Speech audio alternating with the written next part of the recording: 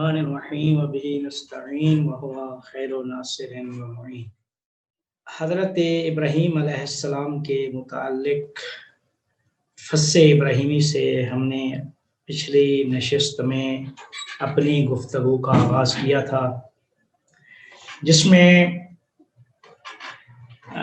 جیسا کہ ہر فص میں ابن عربی کا طریقہ کار یہی رہا ہے کہ جس نبی کے متعلق بھی فص کو شروع کرتے ہیں تو سب سے پہلے اس نبی کے لفظ کا معنی وہ اس ذات میں ڈھونڈنے کی کوشش کرتے ہیں۔ تو ابراہیم علیہ السلام کے متعلق جب انہوں نے اس فص کا آغاز کیا تو سب سے پہلی بات ہی انہوں نے یہ کی کہ ابراہیم کو اللہ تعالیٰ نے قرآن میں خلیل کہہ کر پکارا ہے، وَاتَّخَذَ اللَّهُ إِبْرَاهِيمَ خَلِيلًا۔ تو خلیل سے اپنی گفتگو کا آغاز کیا کہ خلیل کا کیا معنی ہے۔ البتہ اس میں کچھ باتیں اس فص میں شرح جامی میں بھی کی گئی ہیں، وہ بھی ہم ساتھ ساتھ تھوڑا بہت حاشیہ اس کا بھی دیکھ رہے ہیں۔ تو اس میں فرمایا یہ کہ خلیل جو اس فص میں لفظ خلیل آیا ہے وہ تخلل سے مشتق ہے، اور تخلل کا معنی خلل، سریان اور نفوذ ہے، کہ حق تعالی کا سریان تمام موجودات کی صور میں حق تعالی ساری و جاری ہے یا اس کا سریان ہے، جو بھی لفظ آپ ان کے متعلق بولے۔ کیوں؟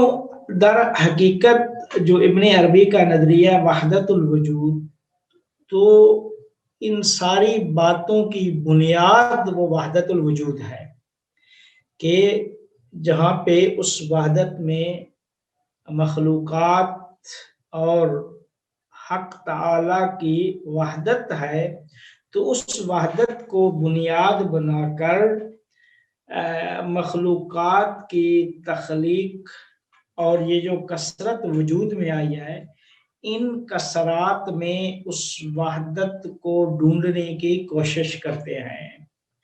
تو فرماتے ہیں کہ وہ وحدت کثرات میں سریان رکھتی ہے، سریان حق تعالی ہے کثرات میں، اور یہ معنی ہے اس تخلل کا جو تخلل جس سے خلیل کو مشتق کیا گیا ہے۔ اور خلیل ابراہیم علیہ السلام کا لقب ہے، اللہ تعالیٰ نے قرآن میں ابراہیم کو خلیل کہہ کر پکارا ہے۔ پھر البتہ یہ بات بھی ہے کہ وہ جو سریان حق تعالی یا تخلل ہے، وہ استعداد اور صلاحیت کے درجہ سے متفاوت ہونے کی بنیاد پر وہ بھی متفاوت ہو جاتا ہے، یعنی اس میں بھی فرق آ جاتا ہے۔ جتنا استعداد زیادہ ہوگی اتنا ہی اس موجود میں حق تعالی کا سریان وہ زیادہ ہوگا۔ تو فرماتے ہیں کہ یا دوسرے لفظوں میں جو ابن عربی فرماتے ہیں کہ در حقیقت کہنا یہ چاہتے ہیں کہ حق کبھی وہ صفات محدثات میں بھی ظاہر ہوتا ہے، وہ جو حادث جو چیزیں ہیں ان کی صفات میں بھی حق کا ظہور ہوتا ہے۔ تو اس کا مطلب یہ ہے کہ ہم ذات الہی کو تمام جگہوں پر، تمام مقامات پر دو طرح سے تصور کر سکتے ہیں، یا دو طرح معرفی کر سکتے ہیں۔ پہلی معرفی اس ذات کی ہے کہ جو ذات ہر قسم کی نسبت، اضافت اور ادراک بشر کی دسترس سے بالا تر ہے۔ یہ ایک اس کا کیا کہتے ہیں पहली सूरत है कि हक को हम इस तरीके से मुआरफी कर सकते हैं कि हक कभी वो इन निस्बतों से खाली होता है या कभी वो ज़ात इन निस्बतों से मुत्तसिफ होकर वो इलाह बनती है, मुत्तसिफ होकर खालिक बनती है, मुत्तसिफ होकर राज़िक बनती है। तो कहते हैं कि वो ज़ात जो मुत्तसिफ बे उलूहियत है, तो उलूहियत का मतलब ये होता है कि उलूहियत तकाला करती है मालूहियत का, यानी माबूद जब है, माबूद का माना उस वक्त मुतहक्कक होता है कि जब आबिद है, आबिद से ही वो निस्बत के माबूद वजूद में आती है। अगर आबिद ही ना हो तो माबूद ही नहीं है, अगर मखलूक ही ना हो तो खालिक ही नहीं है। तो हम वो मुहदसात से वो ज़ात उलूहियत से मुत्तसिफ होती है या खालिकियत से मुत्तसिफ होती है या राज़िकियत से मुत्तसिफ। जब तक मरज़ूक ही नहीं है तो राज़िक कहाँ होगा। तो कहते हैं कि या वहाब, जब महूब भी नहीं है तो वहाब भी नहीं होगा। तो कहते हैं कि ये इस तरीके से एक चीज, यहीं से फिर कहते हैं कि मन अरफ नफ्सहू फक़द अरफ रब्बा भी मिस्दाक पैदा करता है यहाँ पे। तो कहते हैं कि फिर इब्ने अरबी इसी में फरमाते हैं इस नुक्ते में कि हम उलूहियत इलाह तब कह सकते हैं, हक ताला इलाह तब मुअर्फी हो सकता है कि जब हम मखलूकात में निगाह दौड़ाएंगे, मखलूकात में गौर करेंगे, तो मखलूकात में गौर करने के बाद ही इलाह और मालू का तस्वुर वजूद में आता है। तो कहते हैं कि कुरान मजीद में भी अल्लाह ताला ने ये कहा है कि आफाक और अनफुस में तअम्मुल और तदब्बुर करें, और कुरान में बहुत सारी जगहों पे ये बात आई है। तो कहते हैं कि इन्हीं औसाफ से आप समझ सकते हैं कि इब्राहीम अलैहिस्सलाम हक ताला की जो मसनूआत है, सुने हक ताला, उसमें उस ज़ाते यगाना उस ज़ाते वाहिद को ढूंढने की कोशिश करते हैं। सुने परवरदिगार में, मखलूक परवरदिगार में उस ज़ाते वाहिद को तलाश करते हैं। तो जब तलाश करते हैं तो आगे वो ज़ात बुतों की शक्ल में दिखाई देती है कि वो लोग बुतों की पूजा कर रहे थे। तो उस ज़ात को जब ढूंढा कहाँ, मसनूआत बशर में, हक ताला की जो सुने हक ताला है उसमें उस ज़ात को ढूंढने की कोशिश की, तो हर लहजा वो ज़ात बुत की शक्ल में उनके सामने आई।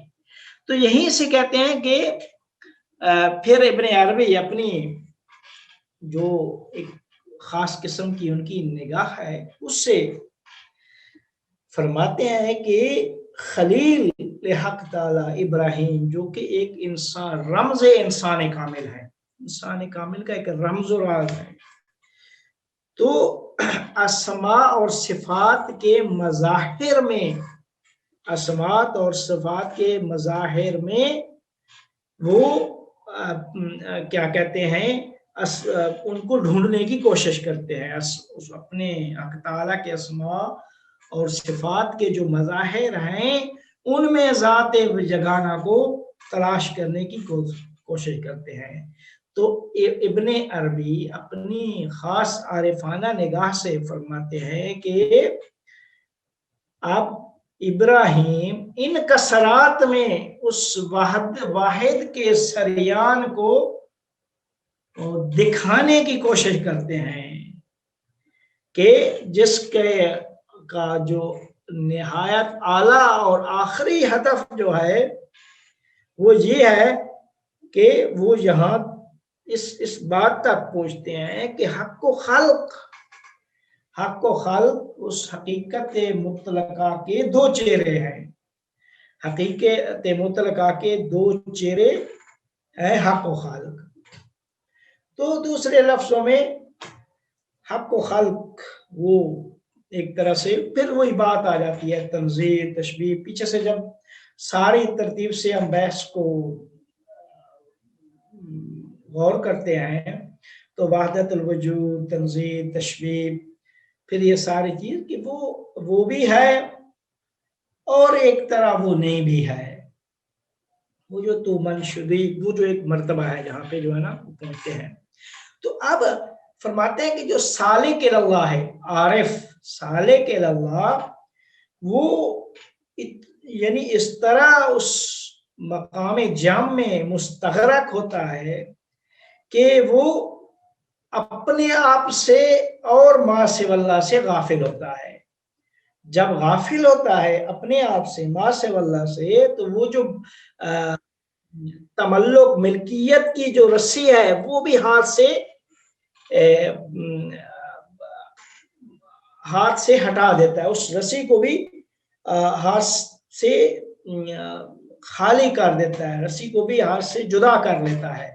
تو کہتے ہیں کہ جب وہ جدا کرتا ہے تو اس وقت وہ سالک کہ جس کے قلب پر انوار الہیہ کی تجلی ہو رہی ہوتی ہے، تو اس تجلی کی وجہ سے وہ اسرار غیبیہ تک پہنچتا ہے، اسرار غیبیہ اسے حاصل ہوتے ہیں، تو وہ صفات کی قید سے آزاد ہو جاتا ہے. اور جب آزاد ہو جاتا ہے صفات کی قید سے تو اس وقت خلاف عادات حرکات اس سے ظاہر ہونا شروع ہوتی ہیں.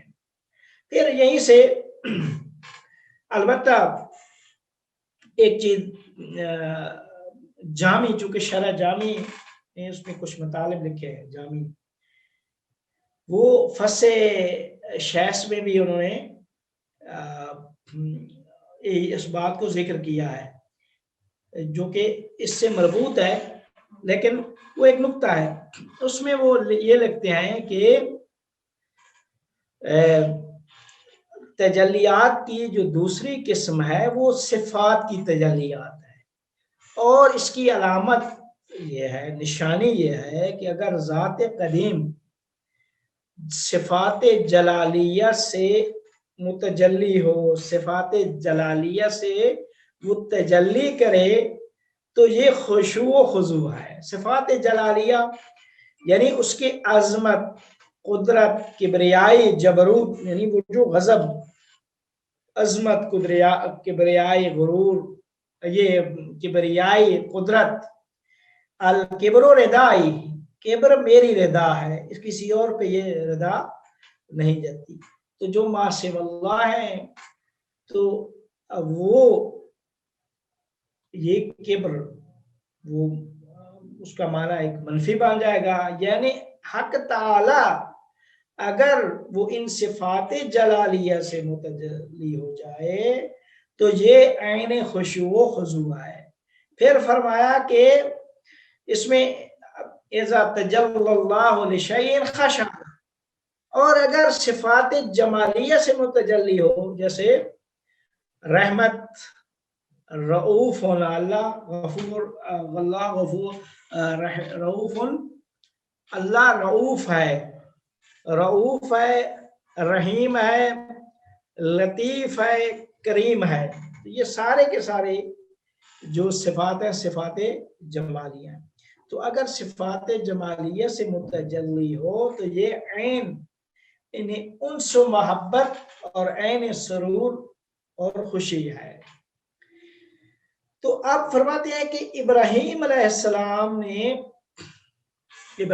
السلام جب اس مقام پہ پہنچے، مقام جامع اور تفرقہ میں، تو وہاں پہ باقی بے بقائے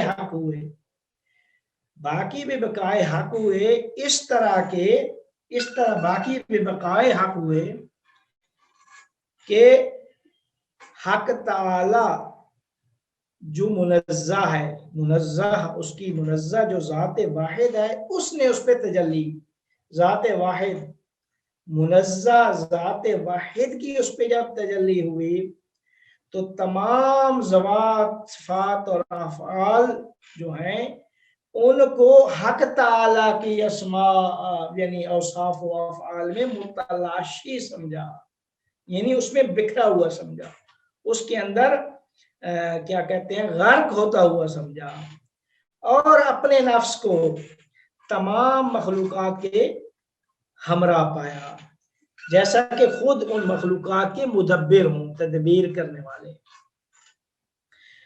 تو کہتے ہیں کہ یہ جو مرحلہ ہے ابراہیم علیہ السلام کا، کہ جس کو عرفان میں مقام جمع و تفرقہ کہتے ہیں، جمع و تفرقہ، تو یہ عرفان میں ایک توحید کا اعلیٰ ترین مرتبہ ہے۔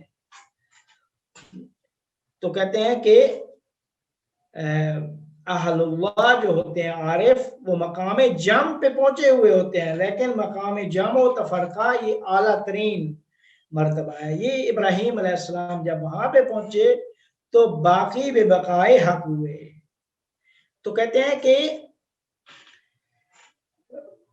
کیا کہتے ہیں جب اس مقام جمع پہ پہنچے تو اس کے بعد جب توجہ کی مخلوقات کی طرف، تو مخلوقات کی توجہ کے مقام میں وہ جو آفرینش اور خلقت کے جو مظاہر ہیں ان سب کو ذات حق سے جدا جانا، یعنی منزہ بھی ہے، یعنی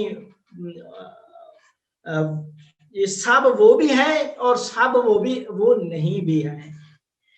تو یہ مقام جمع و تفرقہ، ایک مقام جمع پہ سارے عین پایا اور مقام تفرقہ پہ وہ ذات حق سے ان کو جدا پایا۔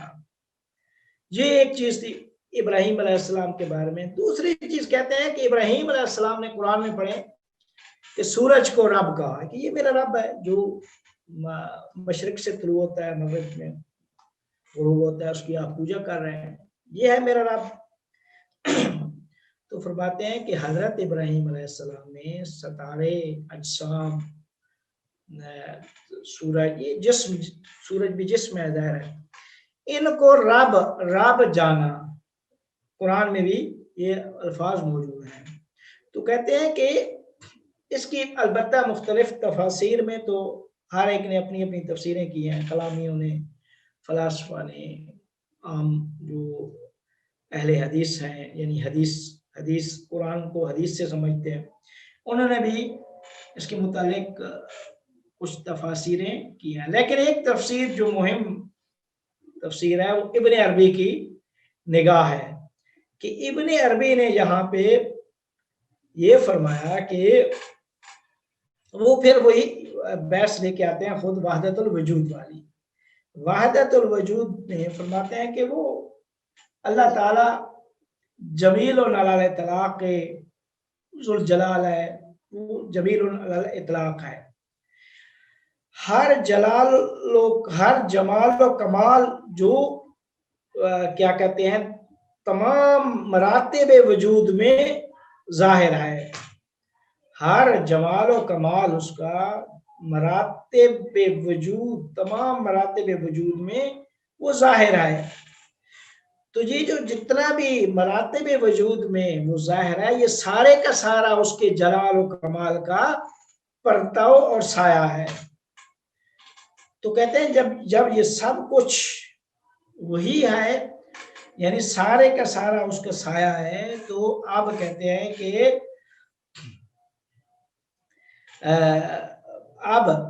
کہ یہ سارے کے سارے وہاں پہ سایہ ہیں، اور جو رب ہیں ارباب، وہ ایک مراتب ہیں، مرتبے ہیں، اس ذات حق تعالیٰ کے اس کے مرتبے ہیں، اس وحدت الوجود کے مرتبے ہیں۔ تو یہ سارے کے سارے مرتبے، یہ سب اس جمال اور صفت کمال کی سمت جو ہے، ان کی سمت اسی طرف ہے۔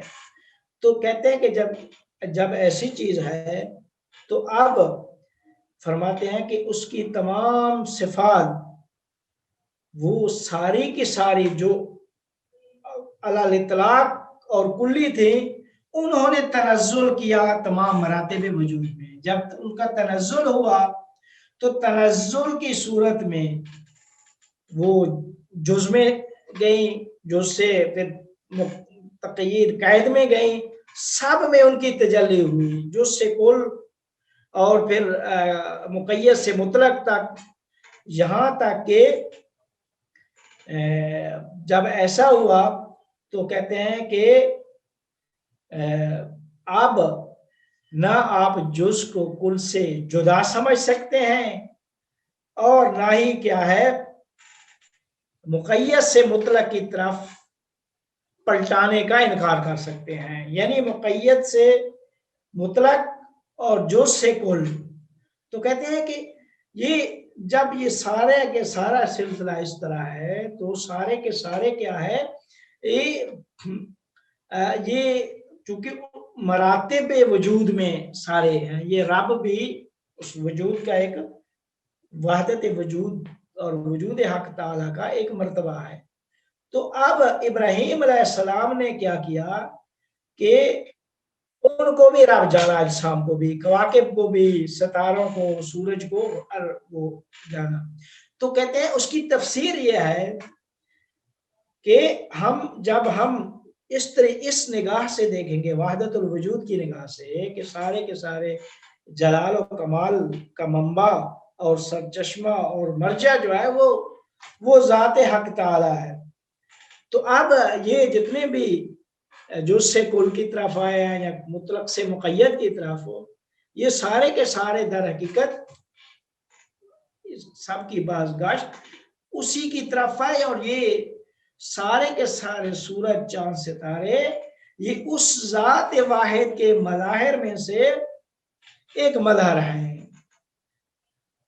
تو دوسرے لفظوں میں جب مظہر ہے تو یہ ایک اس وجود واحد کا ایک قسم کا یہ بھی ایک اظہار ہے، ایک قسم کا یہ بھی اظہار ہے. یہ دوسری بات تھی. تیسری بات جو کہ یہاں پہ ابن عربی نے مجھے فرمایا کہ ابراہیم علیہ السلام اپنے پورے وجود سے انہوں نے یہ اس نتیجے تک پہنچے یا اس چیز کو دریافت کیا پورے وجود سے کہ اور پورے وجود سے اس چیز کا شہود کیا. کس چیز کا؟ کہ فاعل واقعی اور حقیقی، فاعل پوری اس کائنات کا فاعل واقعی اور فاعل حقیقی کیا ہے؟ وہ خدا ہے. جب فاعل واقعی خدا ہے تو اس کا مطلب یہ ہے کہ ابراہیم علیہ السلام اس توحید افعالی جس کو کلام اور فلسفہ میں توحید افعالی کہتے ہیں اور عرفان کی اصطلاح میں مقام محو محاضرہ، تو کہتے ہیں کہ اس کا مطلب یہ ہے کہ وہ اس مقام پہ جب فاعل واقعی سب کا خدا مانا تو وہ توحید افعالی کے اعلیٰ ترین درجے پہ فائز تھے، جس سے عرفان میں مقام محو محاضرہ کہا جاتا ہے.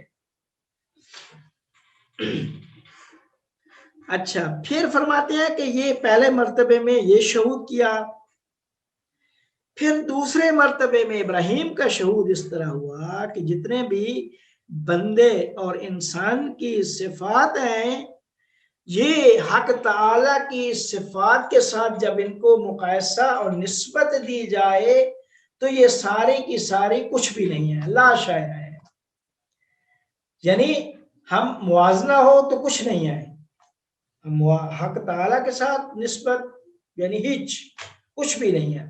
تو کہتے ہیں کہ جب صفات بندے کی صفات کو پروردگار کی صفات سے ہم نسبت یعنی دے کر تصور کرتے ہیں تو یہ ہیچ ہے، کچھ بھی نہیں ہے، تو اور کوئی چیز ہی نہیں شمار ہو سکتی. تو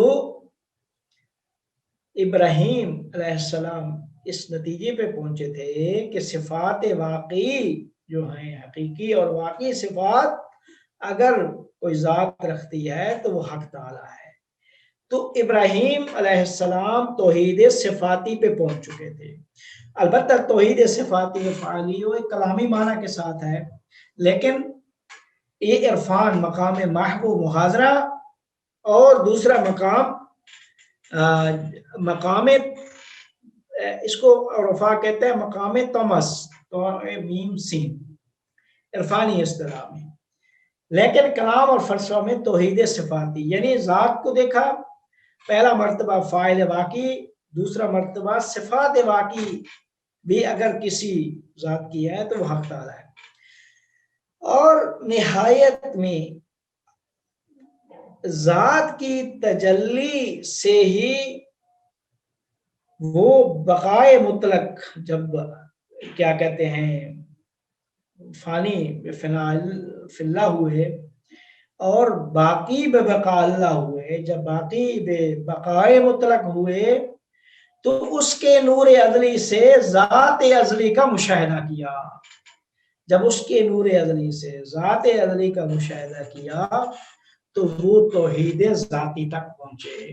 یہ عرفان اور فلسفہ میں توحید ذاتی ہے، اور اہل دل اور اہل عرفان کی اصطلاح میں مقام محق ہے، میم ہے قاف محق.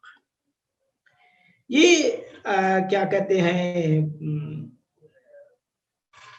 ابراہیم علیہ السلام کے بارے میں یہ تین چیزیں، اور ابن عربی نے اور یہ جامی نے یہ چیزیں ذکر کی ہیں ان کی شرح کے لیے. اب فرمایا کہ اس کی وجہ کیا تھی؟ وجہ یہ تھی کہ کہتے ہیں کہ یہ سارے مقامات کس طرح حاصل ہوئے، کہ کہتے ہیں کہ یہ تب حاصل ہوتے ہیں کہ جب عبد فانی ہو جاتا ہے. فانی کا مطلب کہتے ہیں کہ عرفان، اب اگر آپ عرفان پڑھیں تو عرفان میں زندگی حقیقی بھی فنائے عبد سے میسر ہوتی ہے. جب تک عبد فانی نہیں ہوگا اس وقت تک حقیقی زندگی آپ کو میسر نہیں ہو سکتی. یعنی جب تک عارف کا وجود حق تعالی میں غرق نہ ہو جائے تو اس وقت تک آپ کو زندگی حقیقی حاصل نہیں ہو سکتی. تو کہتے ہیں کہ پھر یہ فنا کا مطلب کیا ہے؟ کہتے ہیں یہ فنائے بندہ کا معنی یہ ہے کہ جب بندہ فانی ہوتا ہے تو فانی سے توحید حاصل ہوتی ہے. اگر آپ توحید تک کوئی پہنچنا چاہے تو اسے فانی ہونا پڑے گا، اور فانی ہونے سے ہی حقیقی لطف حقیقی زندگی اس فنا سے ہے. تو کہتے ہیں کہ توحید، پھر ایک اچھی بات کہتے ہیں کہ توحید کا معنی یہ ہے کہ یہ اضافات اور نسبتوں سے خالی کر دینا. یعنی ان اضافات اور نسبتوں کو دور پھینکنے کا نام فانی ہے. نہ کہیں میں، میری چیز، میرا یہ چیز، مجھ سے، میری طرف، یہ جو لفظ یہ میں جو ہے یہ نکال لیں. یہ جتنے بھی نسبتیں ہیں ساری کی ساری نسبتوں سے آپ اپنے آپ کو خالی کریں گے، نسبتوں کو سائڈ پہ پھینکیں گے تو اس وقت آپ فانی ہوں گے. تو اس فانی کے نتیجے میں آپ کو توحید حاصل ہوگی. تو کہتے ہیں کہ فنا عبد کا معنی یہی ہے. تو اگر زندگی حقیقی حاصل کرنا چاہتے ہیں تو آپ کو فانی بے فنائے حق تعالی ہونا پڑے گا. تو کہتے ہیں کہ یہیں سے پھر ایک چیز اس کے نیچے جامی ایک چیز ذکر کرتے ہیں نقش الفصوص میں، اسی فصح ابراہیمی میں وہ ایک چیز ذکر کرتے ہیں کہ کہتے ہیں کہ دو یہ جو جتنے کاملان سالک اللہ اہل دل اور عرفا ہیں ان کو وہ نام دیتے ہیں کاملان حق تعالی. ان کے جو مرتبے ہیں اس حق تعالی سے استفادہ، بہرہ مندی کی صورت میں ان کو دو گروہوں میں تقسیم کیا ہے. ان کی دو گروہ ہیں کہ یہ کامل سالک یہ اس سے بہرہ مند ہوتے ہیں ابتدائے حال میں یا بہرہ مند ہوتے ہیں انتہائے کمال میں. یہ دو گروہ دو تقسیمیں کی ہیں، ابتدائے حال یا انتہائے کمال میں. پھر فرماتے ہیں کہ اہل اللہ یعنی اہل دل اور عفا جو سیر و سلوک کرتے ہیں، یا ان کو ایک اصطلاح دیا ہے طریقت کے راہی، طریقت کے جو راہی ہیں ان کی دو گروہ، ان کو دو گروہ میں تقسیم کیا ہے. طریقت کے راہی یہ دو قسمیں ہیں. کہتے ہیں کہ پہلی قسم کا مطلب یہ ہے کہ وہ سلوک، سیر و سلوک اور مجاہدت سے حق تک پہنچتے ہیں. جو سیر و سلوک اور مجاہدت اور کوشش مجاہدت سے حق تک پہنچتے ہیں ان کو عرفاء کی اصطلاح میں سالکان مجذوب کہا جاتا ہے. سالکان مجذوب یہ وہی جو ابتدائی حال میں بہرہ مند ہوتے ہیں. کیسے ہوتے ہیں؟ سیر و سلوک کرتے ہیں. سیر و سلوک کو کس طرح کرتے ہیں کہ سیر و سلوک اور مجاہدت ریاضت سے حق تعالی تک پہنچتے ہیں. تو یہ سالکان مجذوب ہیں. اس کی جامعی پھر دوسرے گروہ کہتے ہیں کہ دوسرا گروہ ان کا وہ ہے کہ جو عنایت حق تعالی سے اور بغیر اعتماد کیے ہوئے مجاہدت پہ، یعنی مجاہدت پہ اعتماد کی کرنے کے بغیر اللہ تعالیٰ کی عنایت سے پہنچتے ہیں. وہاں جب اللہ کی عنایت ہوتی ہے پہنچتے ہیں، اور پہنچ کے اس راستے کو پھر وہ جو راستہ طے کیا ہے اس کو پھر طے کرتے ہیں، اس راستے کو پھر طے کرتے ہیں کہ جسے عرفاء یا فلاسفہ کہتے ہیں سیر من الحق الی الخلق، حق سے خلق کی طرف. تو ان کو مجذوبان سالک کہا جاتا ہے. وہ سالک پہلی جو قسم تھی سالکان مجذوب، اور یہ ہے مجذوبان سالک. پہلی قسم وہ ہے جو مجاہدت کرتے ہیں، سیر و سلوک، پھر حق تعالیٰ تک پہنچتے ہیں سیر و سلوک اور مجاہدت سے. دوسری قسم کا گروہ وہ ہے کہ جو عنایت حق تعالی سے اس مقام پہ پہنچتا ہے. اللہ کی عنایت ہو جاتی ہے بعض لوگوں کو، جس طرح وہ ہے نا حدیث میں من زاہد فی الدنیا علمہ اللہ بلا تعلیم، یعنی زہد مجاہدت. البتہ وہ زہد اور مجاہدت کی بات ہے، لیکن بعض تزکیہ نفس سے بعض لوگ ایسے بھی گزرے ہیں کہ جنہیں اللہ تعالیٰ نے کیا کہتے ہیں مجاہدت کے بغیر ان پہ عنایت کی. اس عنایت کے نتیجے میں جب وہ متغیر ہوئے ہیں، ان کا دل متغیر ہوا ہے، تو اب انہوں نے جو راستہ طے کر لیا تھا اس کو پھر طے کیا، جس راستے پہ چلے اس کو پھر طے کیا. یعنی یہ چیز پہلے معلوم نہیں تھی، پھر بعد میں آ کے اس کو پھر اس پہ آگے آپ جس طریقے سے عرفاء کی کچھ عرفاء ہیں جن کی حالات زندگی پڑھیں تو اسی طریقے سے کچھ لوگ گزرے ہیں کہ جو عنایت حق تعالیٰ سے اس مقام پہ پہنچے ہیں. مقام پہ پہنچنے کے بعد پھر انہوں نے آگے اس کو برقرار رکھنے کے لیے آگے راستہ جو ہے وہ سیر و سلوک اور معنویت سے اس کی آگے اس کو کنٹینیو کیا ہے. تو فرماتے ہیں کہ تو کہتے ہیں کہ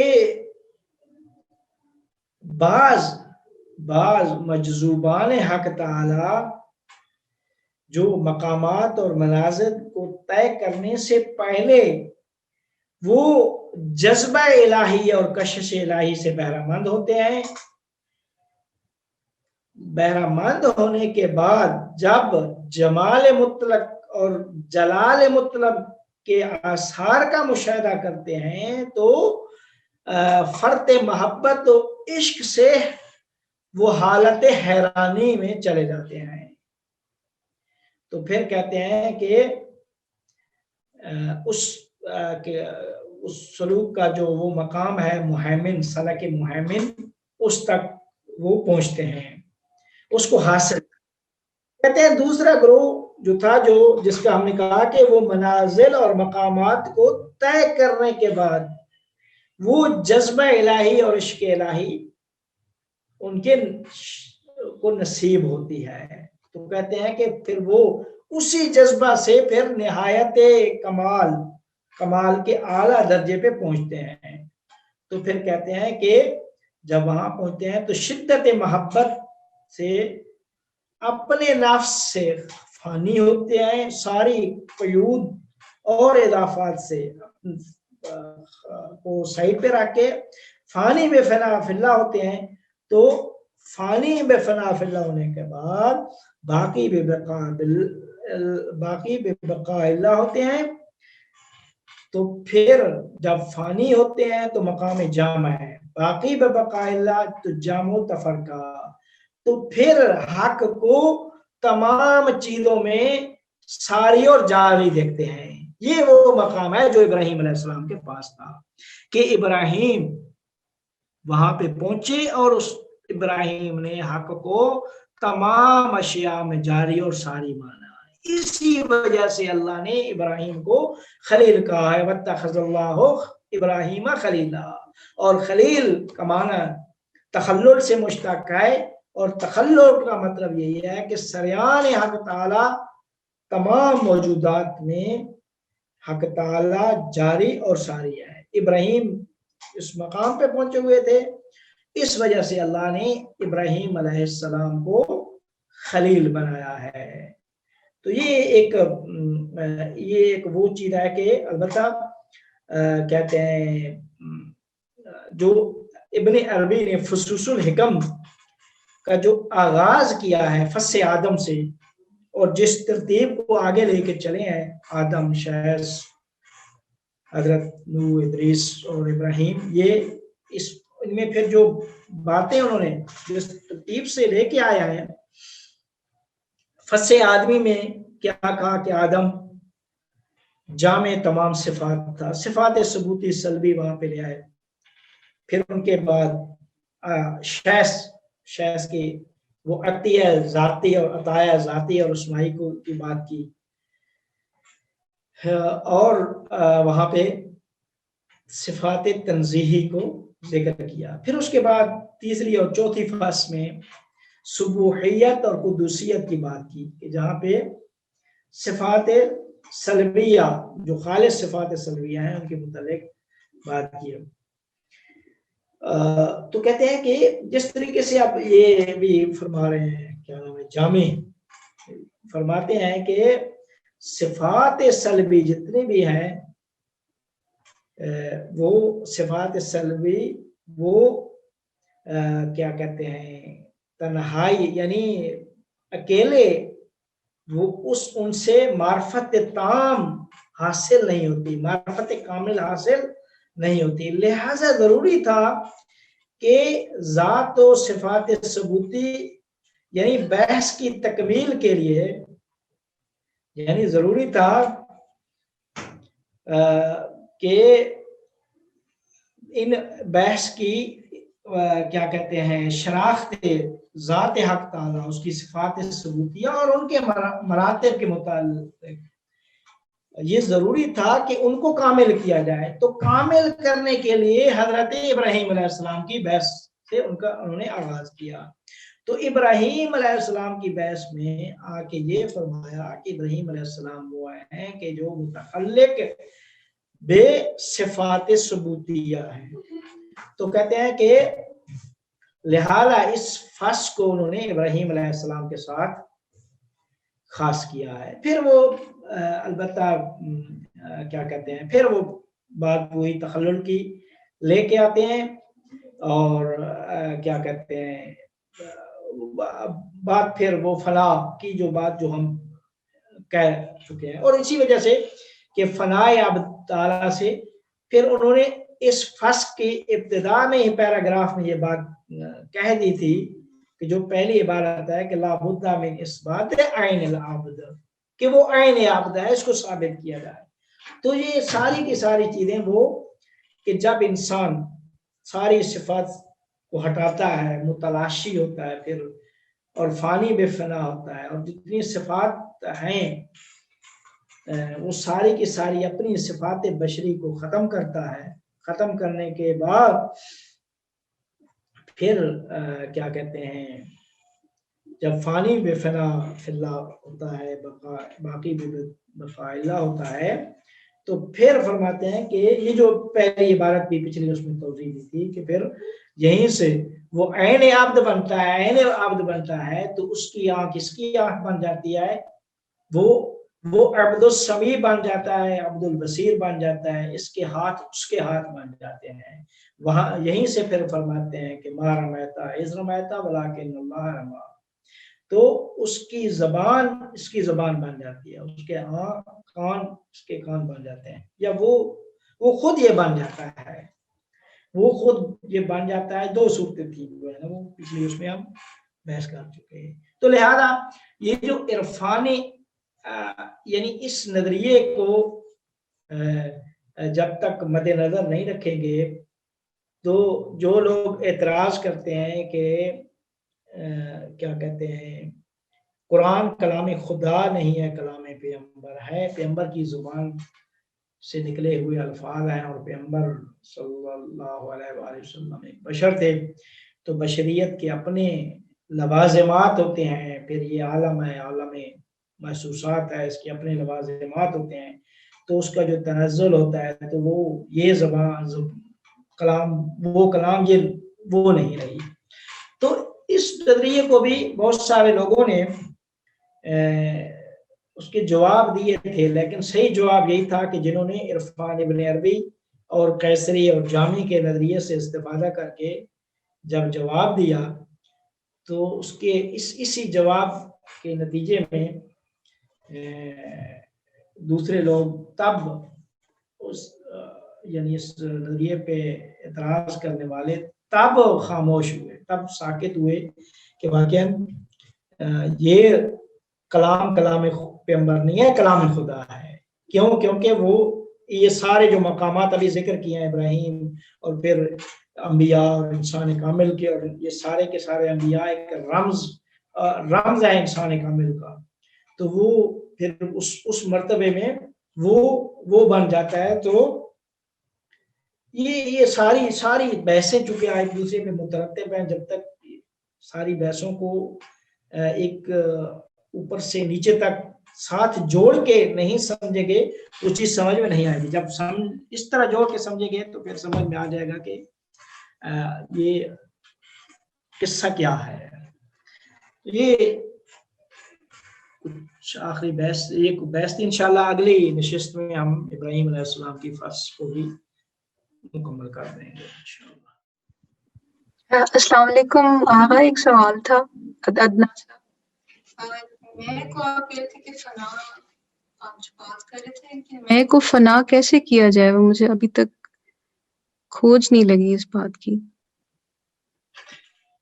فنا یعنی جب آپ اپنی جتنی بھی صفات ہیں نا، بشری صفات، جتنی بھی نسبتیں، جتنے بھی اضافات، ان کو ختم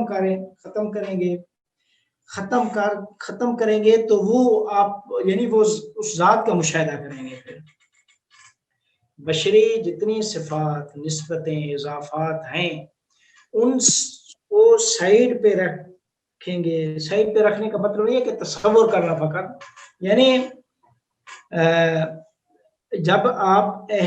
جب اہل دل انسان بنتا ہے، دل کو پاک و پاکیزہ کرتا ہے، دل صاف و شفاف ہوتا ہے، ہے تو اس کے نتیجے میں جب آہستہ آہستہ یہ چیز آگے بڑھتی ہے تو انسان جو میں ہے اور یہ جو نسبتیں ہیں یہ کم ہونا شروع ہو جاتی ہیں. تو یہاں تک کہ ایک کیا کہتے ہیں وقت آتا ہے کہ جب کیا کہتے ہیں وہ نسبتیں بالکل ختم ہو جاتی ہیں. جب بالکل ختم ہوتی ہیں تو پھر انسان اس مقام پہ پہنچتا ہے کہ جسے فنا کا نام دیا جاتا ہے. یہ چیز ہے.